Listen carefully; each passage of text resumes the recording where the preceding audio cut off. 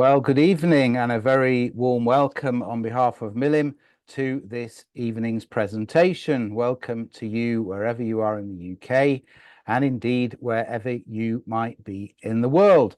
This evening, our series of online talks and conversations continues with our guest Lihi Lapid, and I'll introduce Lihi in just a moment after some brief housekeeping. Please do ask questions. You can do this by typing whatever you would like to ask into the Q&A facility, which you'll find on your screen. And as always, we'll do our best to get through as many of your questions as possible. You'll also notice a chat facility on your screen, and this allows you to send a message to all of the other participants on this webinar, should you wish to do so. Finally, we are recording this event and you'll find it for playback on our website at milim.org.uk in the next couple of days. There you will find recordings of other past events, as well as details of our future program for which you can book tickets. And so to our special guest this evening. Lihi Lapid is an Israeli author, photojournalist, and newspaper columnist, as well as being an activist for people with disabilities. Lihi's husband is Yair Lapid, the former Prime Minister of Israel. They live in Tel Aviv with their children. This evening, we're discussing Lihi's third novel, On Her Own, which has been published in English translation just a few weeks ago.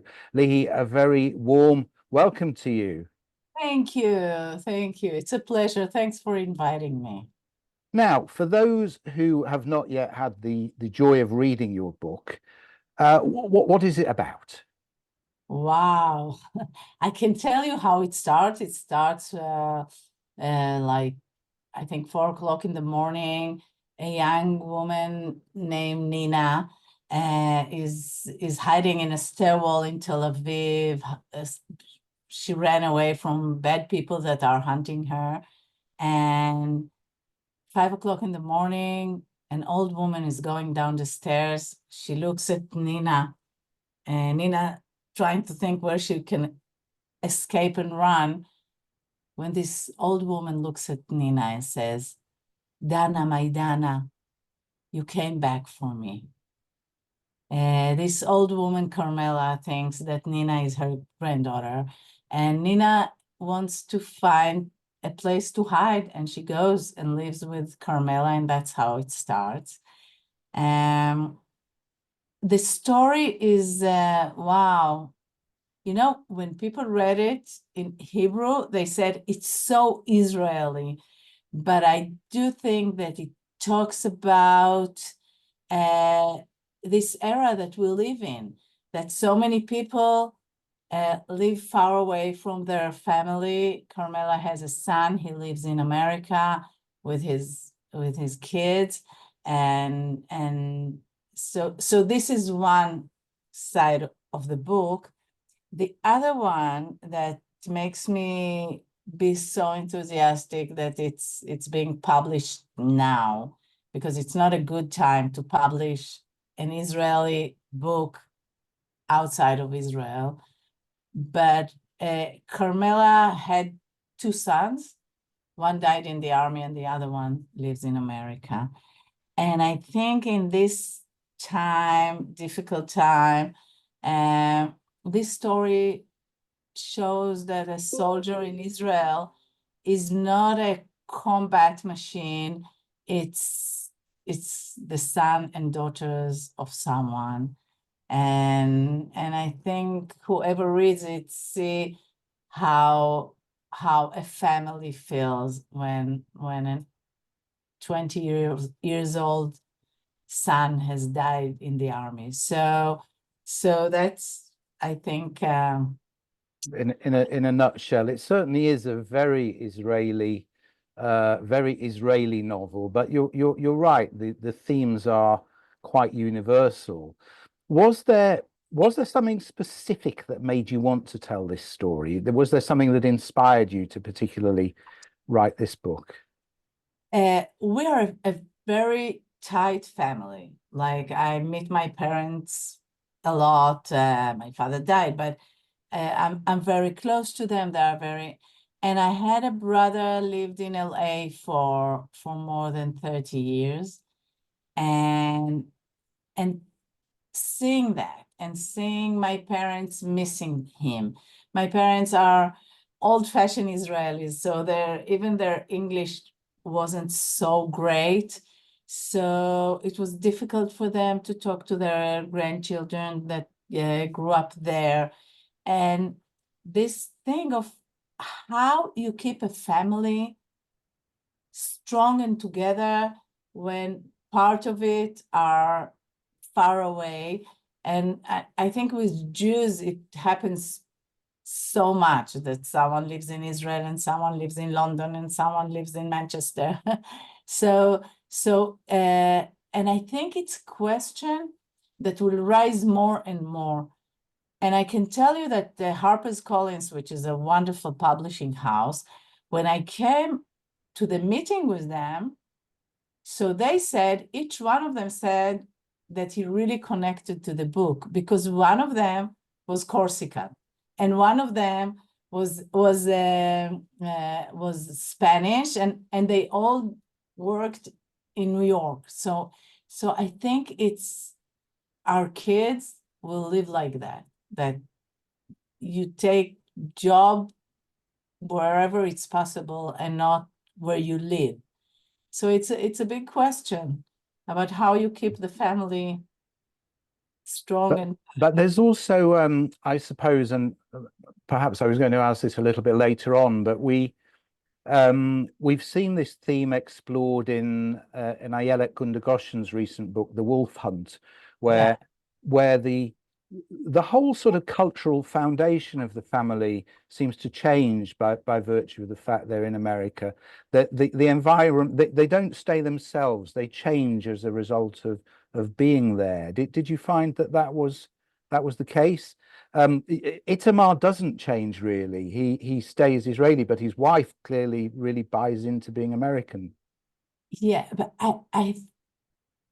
we can't not think about the fact that Israel is a country of immigrants. So it started with people coming from all over the world. And I do think that the first generation of immigrants is paying a huge price, but then their kids are already native people of wherever they are. But it also makes a gap between the kids and their parents, because sometimes a kid knows the language better.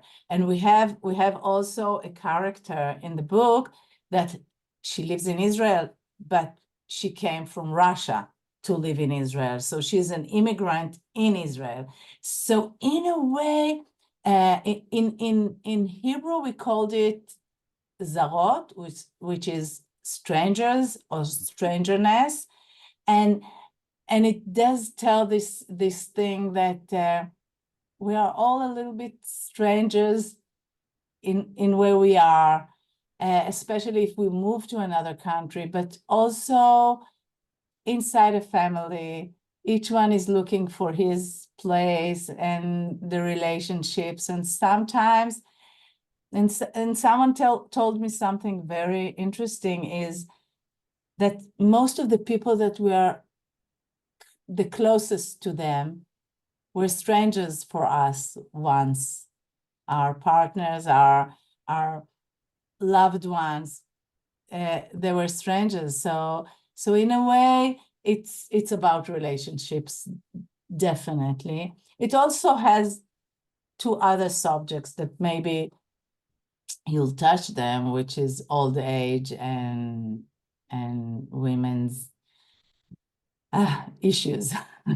So yeah, we will pick up on some of those themes later on, and maybe our audience will ask about some details too.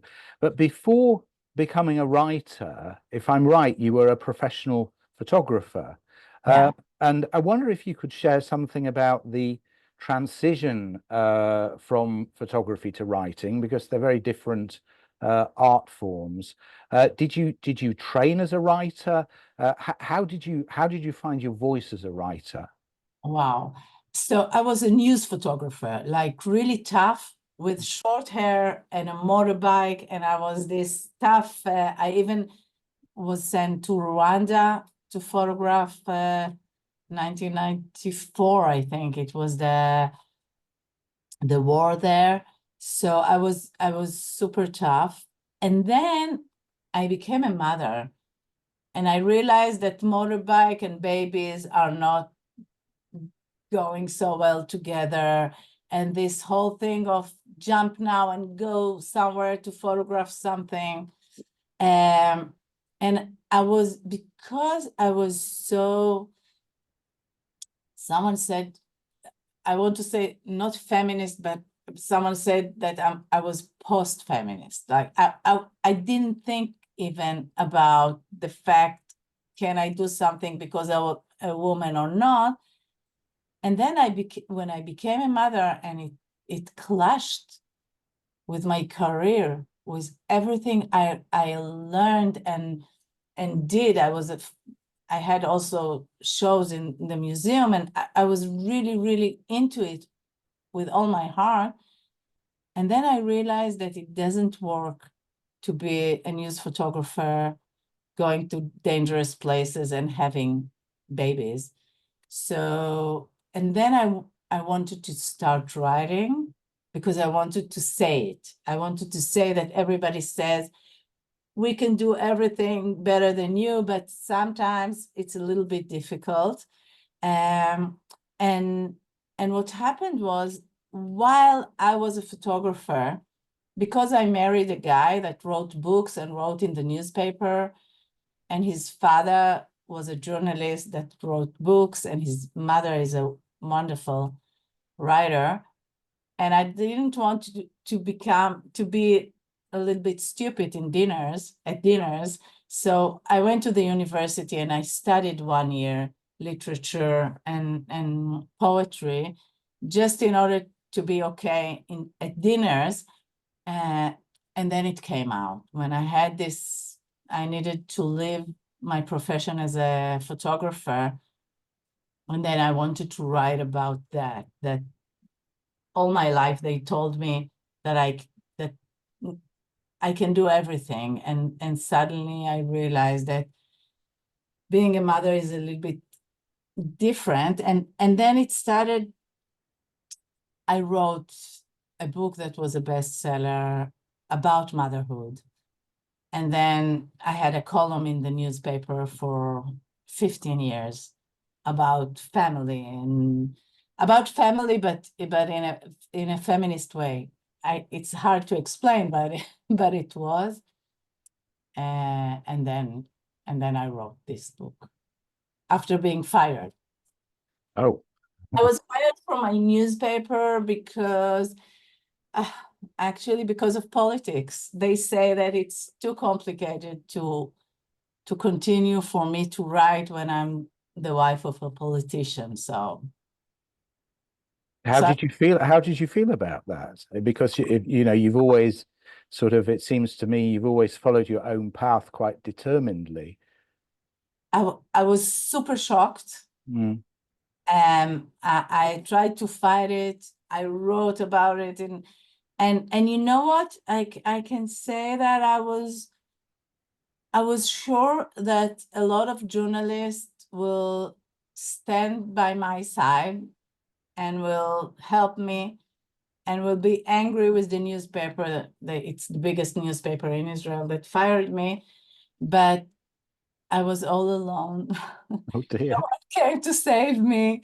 And since then, it's hard time in Israel, and we're fighting for democracy. So since me being fired, so many journalists were fired because of their opinions, or or knowing that they're this side or another. And I'm trying now to stand when someone is being fired, to stand by his side. Good. Yeah. Now this is the first of your books to be published outside of Israel. It's not the first book that's been translated, I think.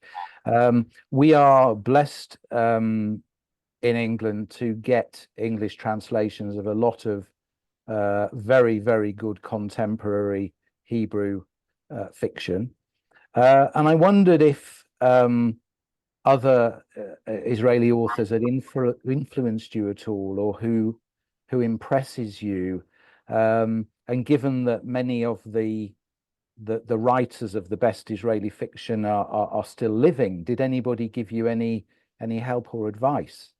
Wow. So first of all, I want to say that it's great and amazing, but it's very new. I think only the past 6-7 years, voices of younger generation of writers, Ayelet Goshen and Noah Yadlin and others, because for many, many years it was either Amos Oz or David Grossman, and that's it. That's what. So first of all, it's really important, in my opinion, that other writers are being translated, and because I think they represent different Israel and different. I can say that I want to tell a story about Ayelet Goshen, which I love. She visited Leeds a few years ago, and she was a very, very interesting guest to interview. So yes, please tell us. So I called Ayelet, and because she's so famous, and in Israel we kind of know each other.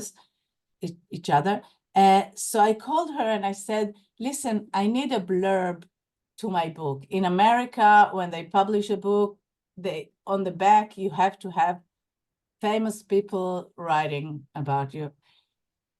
But it was at the war, and Ayelet works in a hospital in Israel. And she said, Lihi, I can't read now. I'm like, it's the war and I'm so busy and I can't. But send me your book. I sent it to her. And she called me one day and she said, I'm so sorry. I can't concentrate, but I know we need to help each other. We need, as writers, as women, as Israelis, to support each other. And I really, really want, can you help me? And I said, Ayelet, it's okay. What you do is so much more important. What you do in the hospital now, treating people that are really, really suffering, live it, really. It's okay. No hard feelings.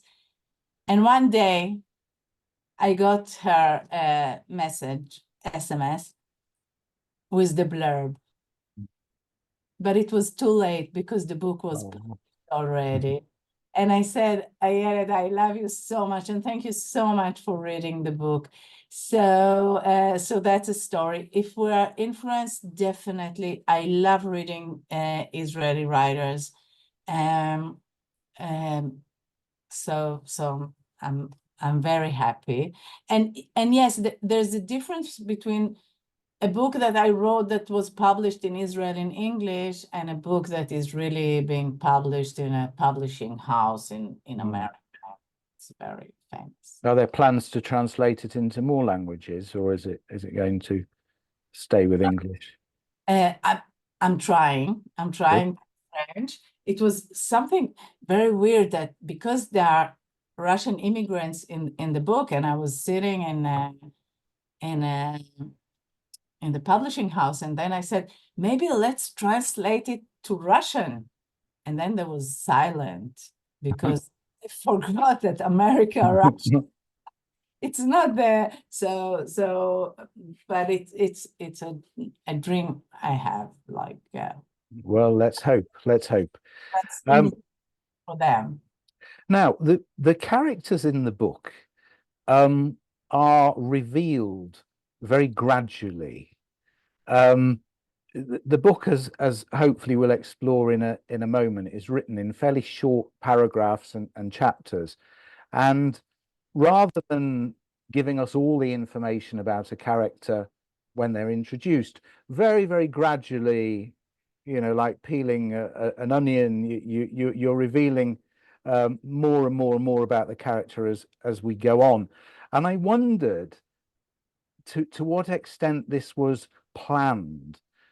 Because I almost think, you know, did the author have a list of 30 different things about this character and then sort of cross them off as the book was written, or is it something that just flowed as you created the story? It flows Yeah. because each character, I knew them. It's like I knew who they are, and I do something, I don't know if a lot of authors are doing it, but I'm writing the story of each character. Mm. So I know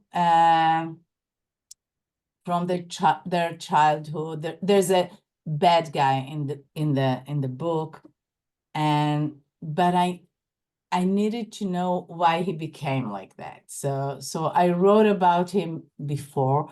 No,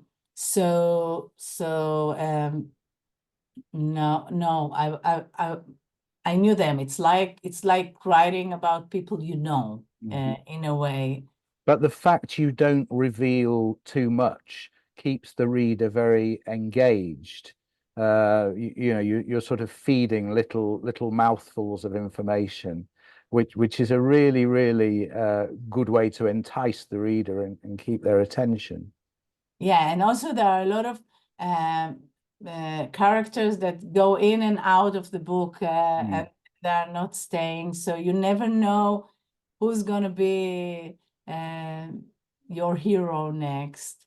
So how much of the story was structured before you started? So there are some authors who will sort of wireframe the whole thing and then just fill in the gaps, and others who literally sit down and the story literally happens as the book's being written. So I started writing the first episode, which I knew what it is and I knew what the end is, but I wrote it a few years ago. And then I needed to realize how you go from this to the other side. I was writing, and I'll tell you a secret that no one is talking about it. Women after a certain age, let's say 50, are not sleeping well. Okay, at night we're waking up at 3 o'clock in the morning, 5 o'clock in the morning, and because I'm very involved in politics. Like today, I was demonstrating on the street, going to, so my life are really noisy. And then I realized that at 5 o'clock in the morning or 4 o'clock in the morning, there is quiet, no politics, nothing happens. So I kind of wrote it at those weird hours. So on one hand, the book was super structured because it also have timeline. It's between Passover and Independence Day. It's 3 weeks in Israel that are very tense. So it was really structured, which day and everything. But inside of that, there was this crazy woman writing at 3 o'clock, 4 o'clock in the morning, all kind of things. So it's half and half in a way. It's fascinating because the pace of the book also changes with I suppose the length of the chapters and the paragraphs. And at points it slows down and at points it speeds up. And you could quite easily make a case and say this was rigorously planned and meticulously put together. But it's absolutely fascinating that you're saying literally it just flowed. It just happened as you wrote it. Yeah. So I was writing in those Twilight Zone hours into a very structured thing, but I sent it in the morning. I was coming and editing my writing. So yeah. So a lot of the themes you're talking about here are what we might call the dark underbelly of Israeli society. You're looking at crime, you're looking at poverty, immigration, bereavement. These are heavy issues. Is there a message you're wanting to tell your readers? Wow. One thing is that I grew up in the desert of Israel. I grew up in a little town called Arad. It's the place you go and stop for coffee on the way to Masada. It's really, really somewhere very far from everything. And I wanted to write about, because it's a very big part of Israel. Also, not just writing about the Tel Avivian life, but I did want to write about, I think it's very international, about the young, beautiful girl living somewhere far from the center, wanting to conquer the world, and she doesn't know how to do it, and bad guys are taking advantage of it. And because I'm very involved with women's issues, so I put this also, because I met so many young girls like that someone exploited their dreams, and This is so the fact that Nina lives in a remote town. This is based on your childhood experiences of being outside of the metropolis, as it were. There's a saying of a friend of a writer in Israel that she said that the distance between Be'er Sheva, a city in the south, and Tel Aviv is shorter, it is longer, is more than the distance between Tel Aviv and New York. And in a way, it's easier for a Tel Avivian to do those things, which for a young girl from really the periphery of Israel, it's really difficult. And it's also something that, yeah, I wanted to talk about the fact that, and it's also something that it's important for me that people that are reading about Israel will understand that we have also that. It's not that just the life in the kibbutz or. But you, I mean, you have made a transition. You are, I imagine, a typical Tel Aviv resident through and through. How did it feel to you as somebody from Arad? I presume you went to study. You studied photography in Tel Aviv. How did you feel in those sort of first few days and weeks when you were suddenly in the big city? It's my parents moved. We moved from Arad when I was a teenager, and then I really, and my parents have a shop, so it was always, yes, this I felt outsider. I felt that, and especially when I married this family that the father was well known, and Yair's mother is a famous writer. So suddenly I felt the gap, the fact that I didn't know such high language and things like that. So in a way, I was thinking about it when my book was on the verge of being published, and I was the wife of a prime minister, and I wrote about a girl wanting to get from the south into there, and then I looked at it and I said, wow, it can happen.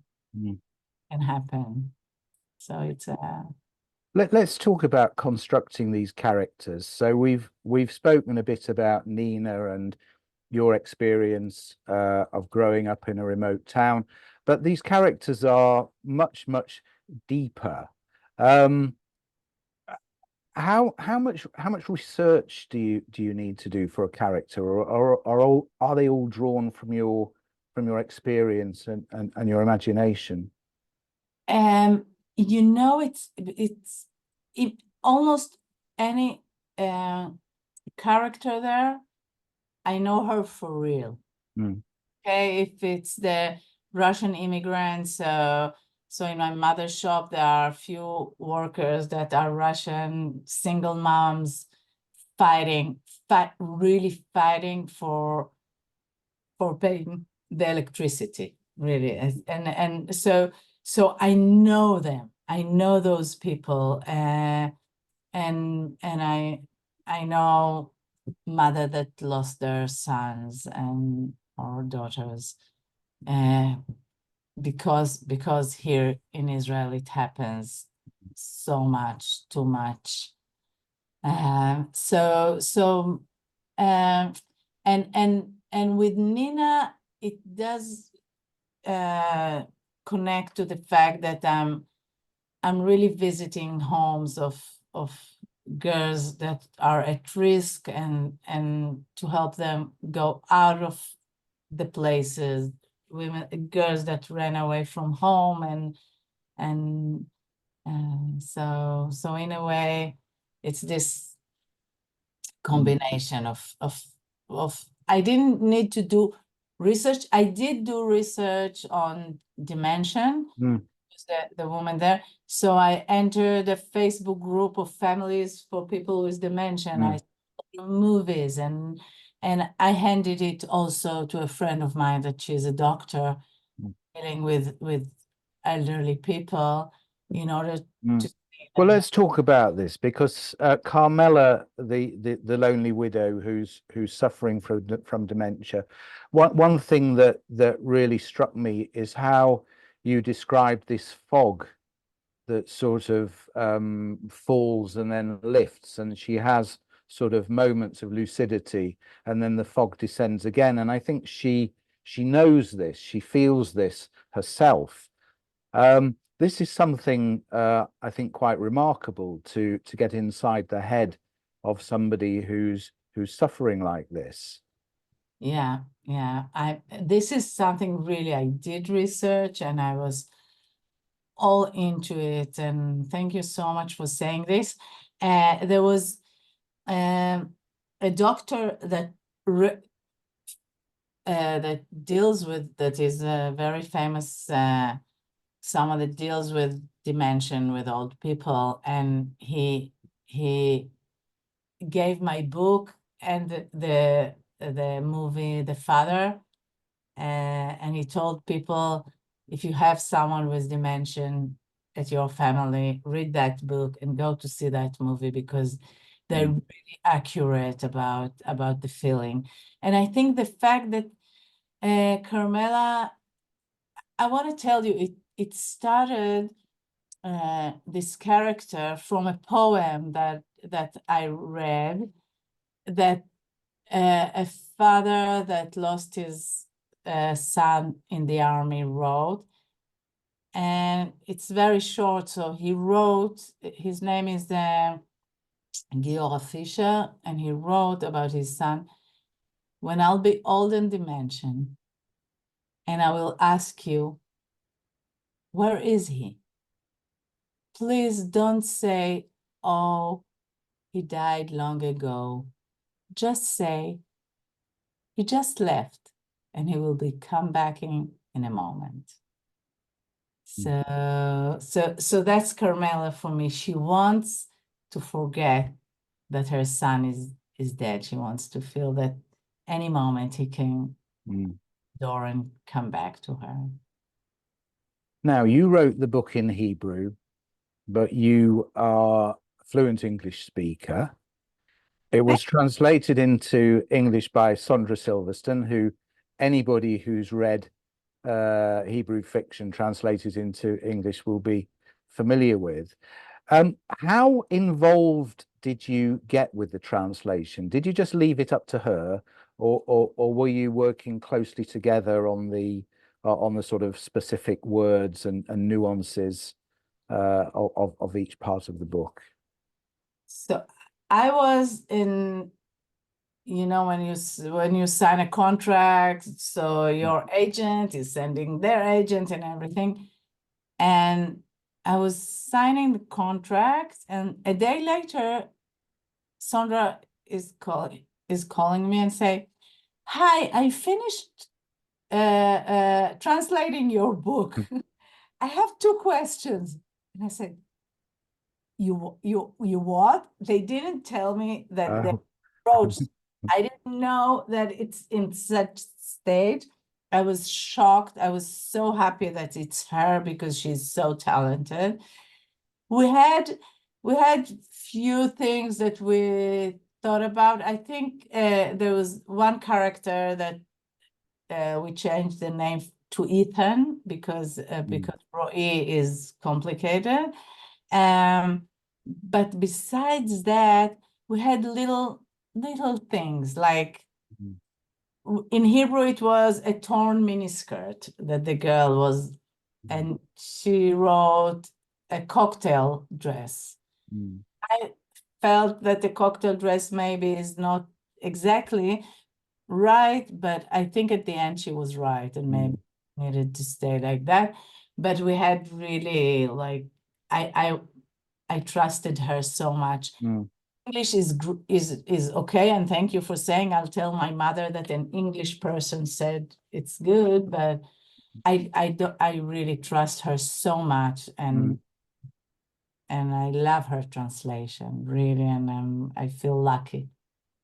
Yes, I mean, I think what I'd noticed was you could read into her translation actually what you had probably written in Hebrew. So in that respect, it was very true to your text. Has anybody asked you about making this into a film or a play or something like that? I think it would be an excellent drama. Thank you. Yeah, we are working on a mini series here in Israel. We are now Really? Wow. auditioning Nina and Carmela, and it's so weird to hear people really saying your lines. So I worked for 2 years with people, and we turn it into a. I think like every author says it. I think they changed too much, and I would just do it like that, but. That's it. It's a little bit different, but it's the same story. Do you feel you have to let go of them a little bit now? Because obviously in the book you can control everything they're doing. I really tried to control, Yeah. and I can tell you that we're working about it for 2 years. So now I'm like really in the auditions and everything, but I'm like not fighting. Every time when I'm fighting with them, they say, "You don't understand. It's different in a movie than in a book." And after 2 years, I'm saying, okay, I know how to write books. Maybe they know better. So I'm giving up. Okay. Now let's talk a bit about the end of the book. Obviously, we're not going to spoil anything because everybody who's watching needs to read this book. I was a little bit surprised that the book had finished. I was expecting it. I read it on Kindle, and because there's sort of pages at the back, I thought, oh, it's going to go on for another hour or so of reading, but it finished. And I felt, well, this is very interesting because some things are resolved and some things are not resolved. And I just wondered whether you felt the reader should come away from the story with a sense of optimism, or doesn't it matter? Because there are a lot of things that could go either way. Yeah. I thought that when I started writing the book, it was really about a family and the distance in the family. And when that was ended or solved, or I don't want to ruin for anyone, and so I felt, but a lot of people told me I wanted to read more. It's like a friend said, okay, where is the next season? Yeah. We want a next season, but that I don't want to ruin to everybody. So No, I think it's good. to leave the reader thinking. And of course, you could write a second book if you wanted to, any time. Tell me about the children's books you've written.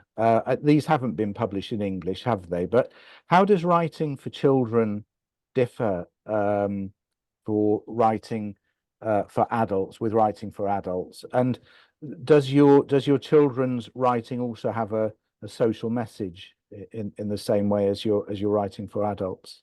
Yeah, I think with kids, with children books, you have, it's always needs to be something. So the first one was how to help little kids go to sleep with like breathe. And I took, what happened was it was time that I was doing yoga, and I was falling asleep always at the end of the yoga when they said breathe inside and out. And then I said, wow, it's great to put kids to sleep like that. So then that was one. The second one was about grandparents. I had two grandparents, and both of them was Abraham. So I didn't know how to call them. So there was fat grandpa and skinny grandpa. And at the book, the fat grandpa is doing diet, and the skinny grandpa is starting to eat ice creams. And at the end, she can't distinguish between them. And then it's a story about each one of us can be different, and it's okay. There's also there is big part of what I do and what I write. You said about kids with disabilities. So I think one of the biggest things I did was writing a book about being a mother for a girl with special needs. We have a daughter, she's 27, she's autistic, she doesn't speak. And it around when she was 12 or 13, I wrote a book about this. It was between a novel and not, and it was a book that when I finished writing it, I decided not to publish it for a year or more, but then I felt that it's too important, and I think we were one of the first families talking about that so openly, and it's such a huge part of my life besides being Yael's mother, and is really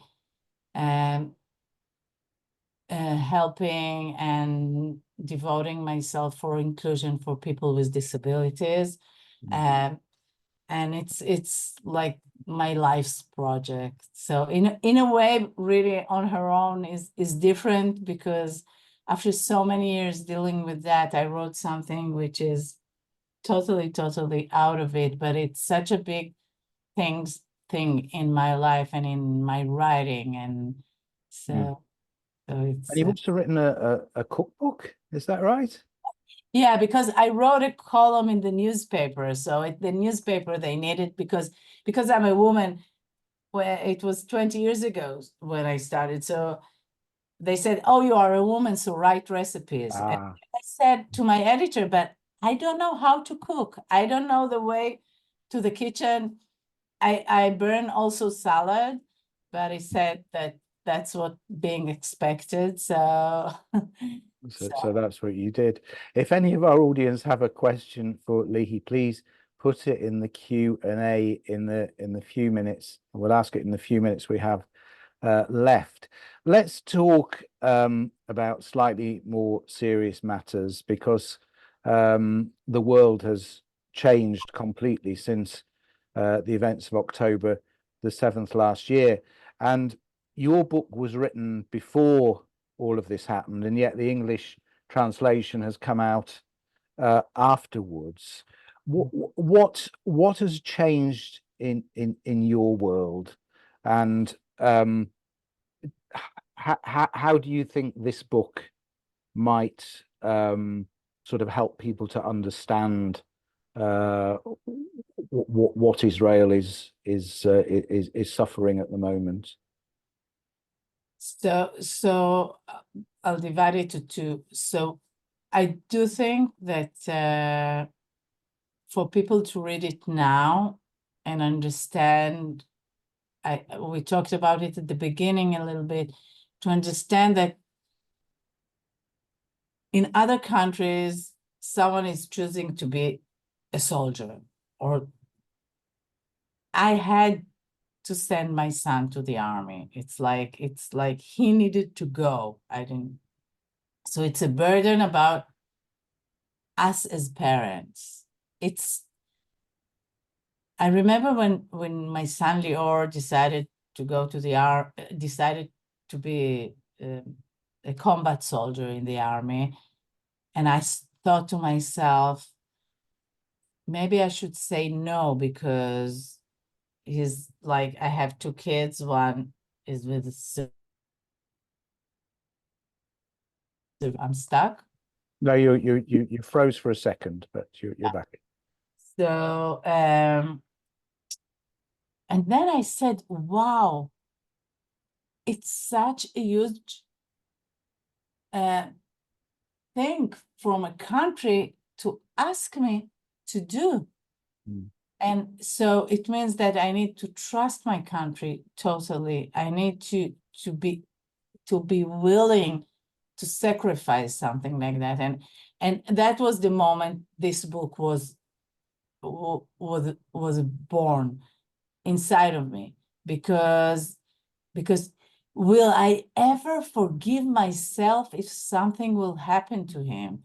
So this whole burden of parents in Israel, and I do think that whoever reads it understands that really, for us, it's our kids. It's not someone that decided to be a soldier. It's our kid that needed to go and defend his family. So this is one thing. And for that matter, I think when people will read it, they will feel something very different than reading the news. And I hope that they will. Your other question, what changed? Everything changed. I think everything changed for us Israelis here.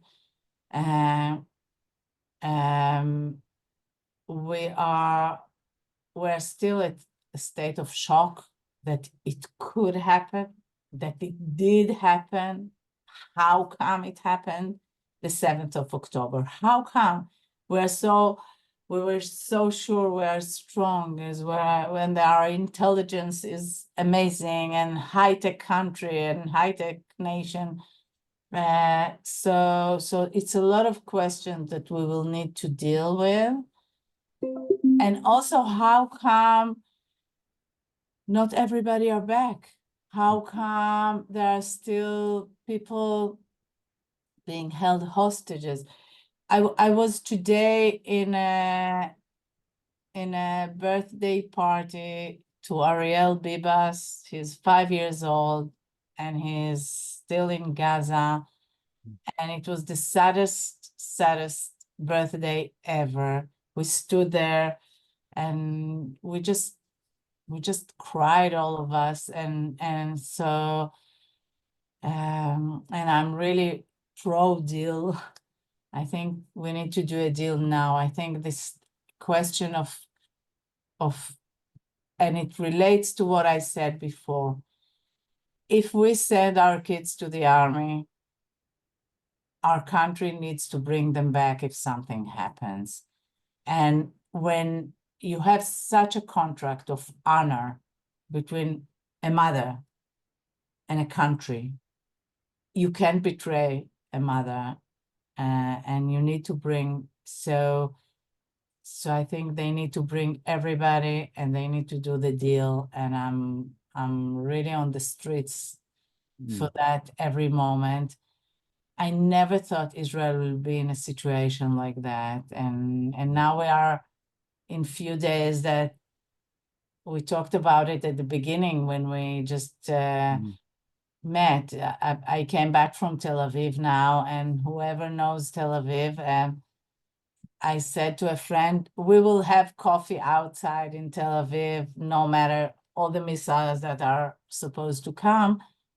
And there was parking in Tel Aviv, which is really, really rare because everybody are home, tense, worried, not knowing what will happen.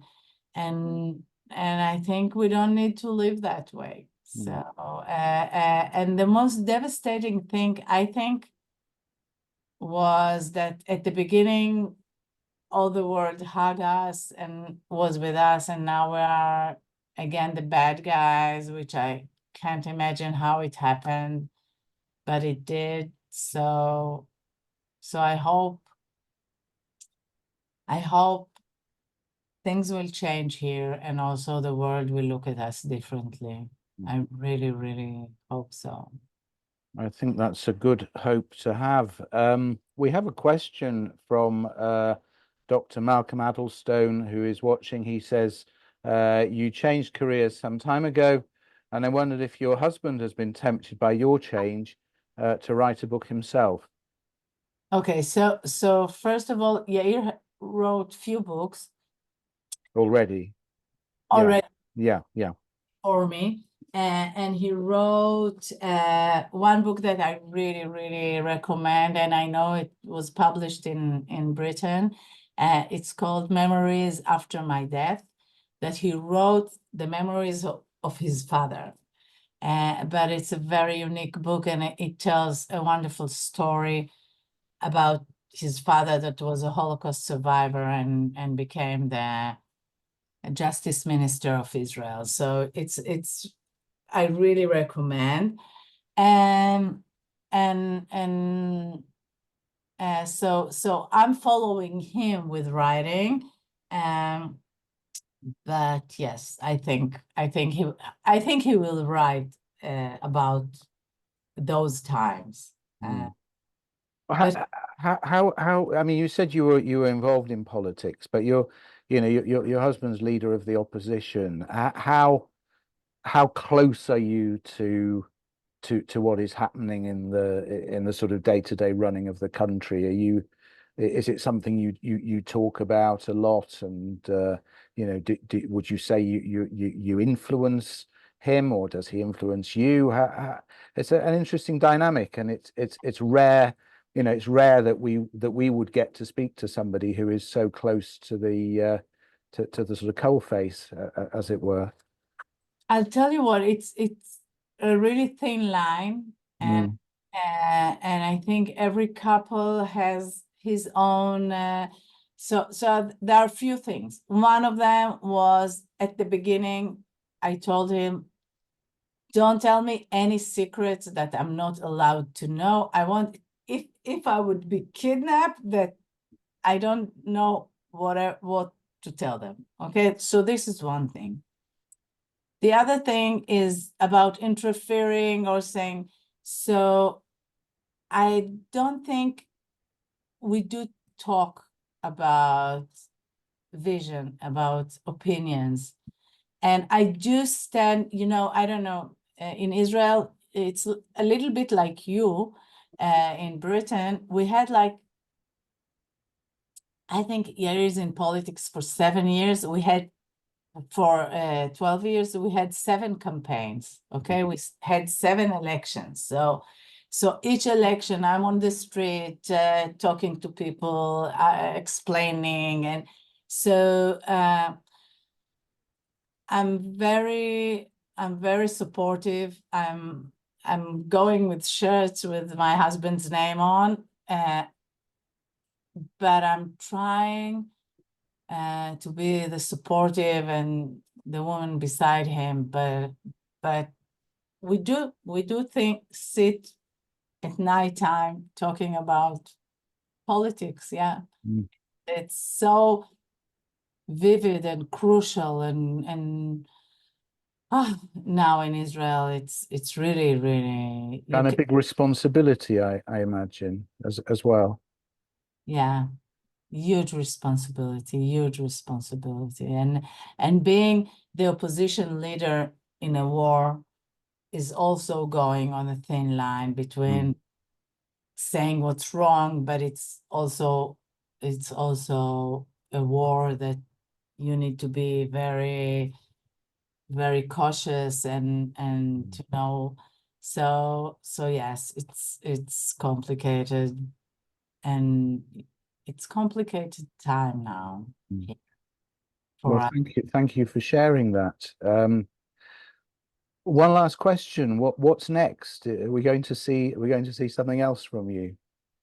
I hope that the series will get to you too. I hope it will succeed and be.